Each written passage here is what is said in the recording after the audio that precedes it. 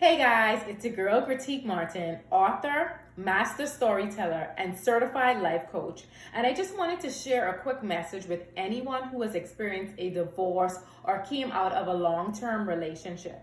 And so for me being a divorcee, two things that I found myself doing right after my divorce is I threw myself into work, and I also found myself hanging out almost every other weekend in the club, drinking, partying, and sometimes surrounding myself with people that I knew I had no business hanging out with. And so when I was married, I was a new mom and wife, and I was completely dependent on my ex. And now that I was on my own, I had to try and figure out how I was going to support myself and my son. And I was determined to become this successful, independent Black woman. And on the other hand, I felt like I had lost myself and my identity in the marriage, and that I was missing out on something in the world. And so that's why I threw myself back into the world and oftentimes found myself in situationships.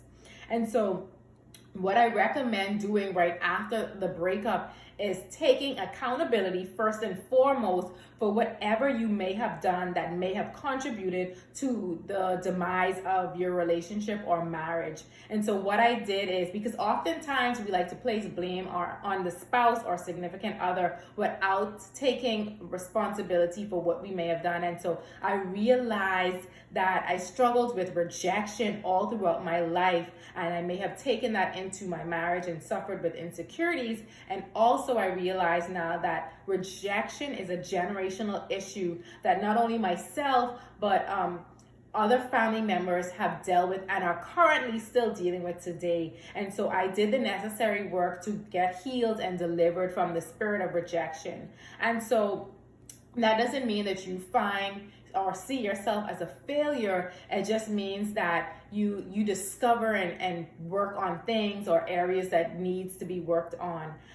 So we shouldn't try to fill the void of losing our spouse in people or just other situations or substances, because a lot of us we find ourselves drinking all the time, sipping on wine every day, every night, smoking, or just being promiscuous and having sex. So that's a no-no.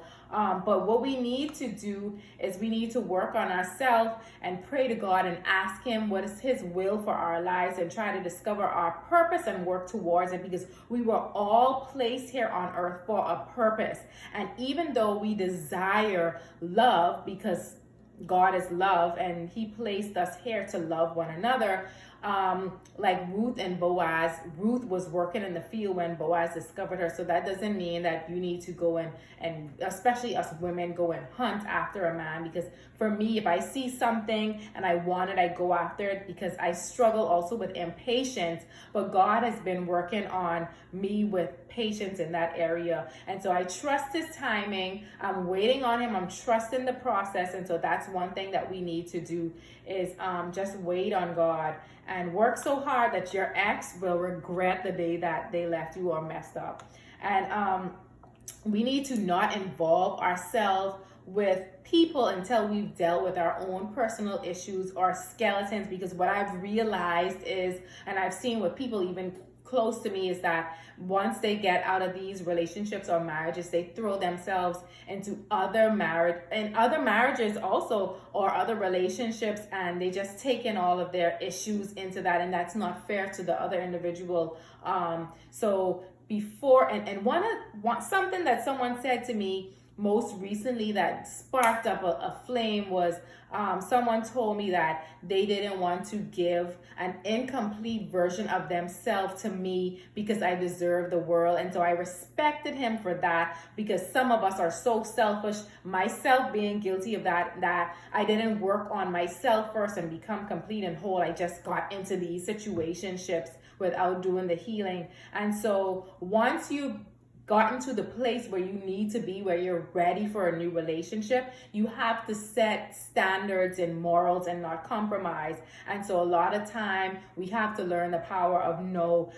We're so impatient and waiting on God that we see something and it looks it looks okay, and so we just go with the flow. But only dead fish go with the flow. So don't go with the flow. Just wait and trust God's timing. Pray, and He will give you a sign, let you know if it's a green light or a red light. Don't be impatient. Wait on God. Divorce doesn't mean it's the end of the world. You still have so much more love to give, and it's at another level now because you are a different person. You are a new person, a new creature, and everything that is for you is going to come on you once you do the necessary work. And so just know that God will give you the desires of your heart, but you have to trust Him and you have to wait on Him. So have a great day. You may feel discouraged. You may be frustrated because you want this relationship so bad, but just continue to work on yourself, and in due season, you will reap a harvest if you faint not.